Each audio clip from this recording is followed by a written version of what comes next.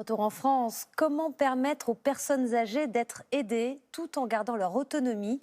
Dans le cadre de la journée consacrée à la France des solutions, à laquelle France Télévisions est associée, nous nous sommes rendus dans un village bleu, un compromis entre petites maisons individuelles et structures d'accompagnement où il fait bon vivre. Reportage à Dijon de Florence Bouquilla et Michel Anglade. À Dijon, on l'appelle le village bleu. 25 maisonnettes de plein pied, louées à des personnes âgées aux revenus modestes, à 10 minutes du centre-ville. Chaque matin, Elena Barbosa fait la tournée des résidents. Vous allez tous les voir? Pas tous, ceux qui sont demandeurs, ceux qui veulent que je passe leur faire un petit coucou tous les matins. C'est le bonjour du matin. Veiller sur les locataires âgés, c'est son métier. Coucou! Elena Barbosa est On peut accompagnatrice sociale. Est-ce que tout va bien ce matin? Oui, Tout va bien? L'accompagnatrice habite sur place et cela rassure cette locataire. Elle a emménagé ici parce qu'elle ne pouvait plus rester seule dans une grande maison. J'ai pas d'enfants, j'ai que des neveux.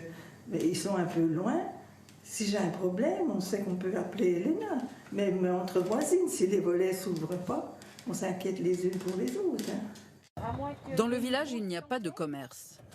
Alors, 2 fois par semaine, les résidents qui le souhaitent vont ensemble faire leurs courses en grande surface.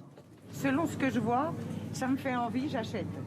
Là encore, l'accompagnatrice est présente, mais pas question d'en faire trop. Je vais les aider si c'est en hauteur, mais sinon elles se débrouillent pour faire leurs courses toutes seules. Il faut qu'elles soient le plus autonomes possible. Coût de ce village de seniors ouvert en 2013, 3 500 000 €, financé par l'État, la ville de Dijon et géré par la Mutualité française. Les loyers sont bas, de 300 à 500 € selon ressources. Marie-Madeleine Host vit dans 65 mètres carrés, une maison de plein pied, des murs colorés, un petit jardin, une ambiance. Elle se sent chez elle. Ah, je me plais bien ici, je suis très très bien. Et c'est vrai qu'il y a un lien, il y a quelque chose. Ce village bleu a créé, je dirais, une symbiose. La complicité entre voisins, c'est aussi dans les ateliers de groupe, l'après-midi, que les seniors la cultivent au centre du village. Vous avez l'impression d'habiter dans un vrai village ? Ben, c'est un village. Alors, c'est pas un village. Moi, je suis de la campagne. C'est pas les villages que j'ai connus dans mon enfance, bien sûr.